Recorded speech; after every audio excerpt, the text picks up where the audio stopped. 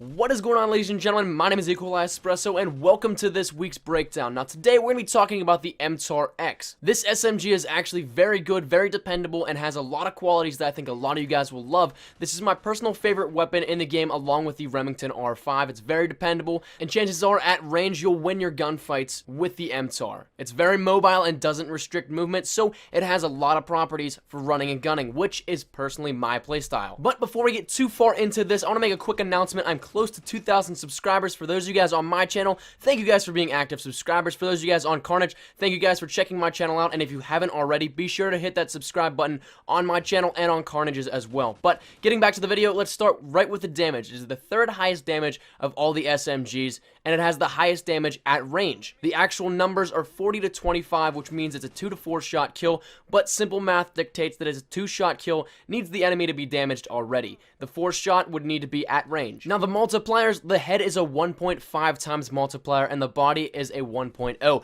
Headshots are always a great thing to go with tremendously. Now, one of the things I noticed about the MTAR while playing with this for months is that it's very susceptible to the knockback headshots. If you guys don't know what knockback headshots are, it is when you're being shot at, the flinch will create a perfect headshot while firing back, and it's something that's really kind of plagued the COD community in previous titles because it does take away from some of those skill-based gunfights that you need skill to win. So, in the case of this gun, it is actually a very big help, but in some other situations, it might not be what you want to see. Now, the range of this gun is what makes it special. The 2 to 3 shot kill range is from 0 to 15.24 meters, and the 4-shot kill range is 20.82 meters, and that is the highest SMG range of all the SMGs, like I mentioned earlier. So that in itself is one of the biggest reasons why it's so widely used in the Call of Duty community. It is almost a hybrid between an SMG and an assault rifle. Now, moving on, the mag size is the second largest mag size of all the SMGs. The Vepr is the only one that can pack more rounds into a clip, but you end up with 38 starting shots, 57 with extended mags if you choose to put that on.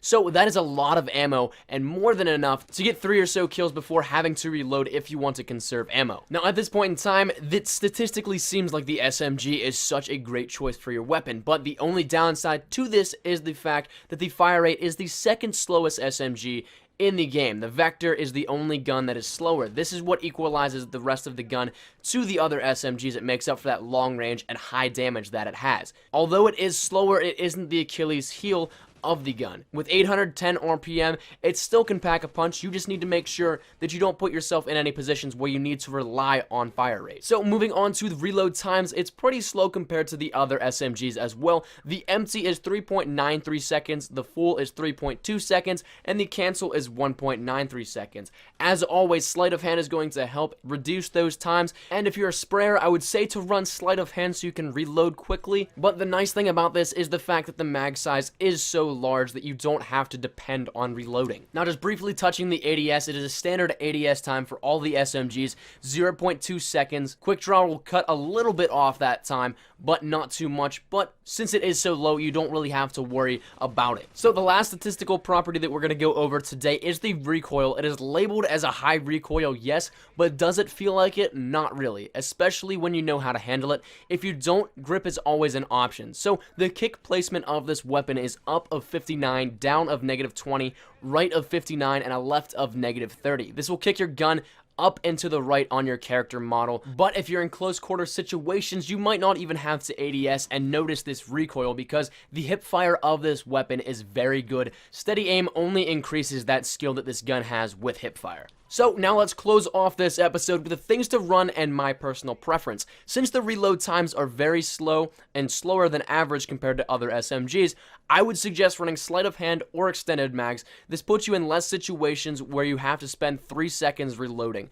Muzzle brake is another thing that I always run. It is something that already adds to the great range of this weapon, so why not make it even better? If you're a person that, like a lot in the community, can't stand the iron sights on this weapon, an optic can always help. The iron sights aren't the best, but they're manageable. But if you can't deal with that, you can always run a red dot sight or a VMR. Those are my two personal preferences if I were to have to run an optic on this. Now, since the recoil can be a pain at times, I suggest running grip if you feel like you can't contain the recoil of this weapon. And finally, my personal preference, like I said earlier in the video, I love this weapon. It's my personal favorite SMG in the game.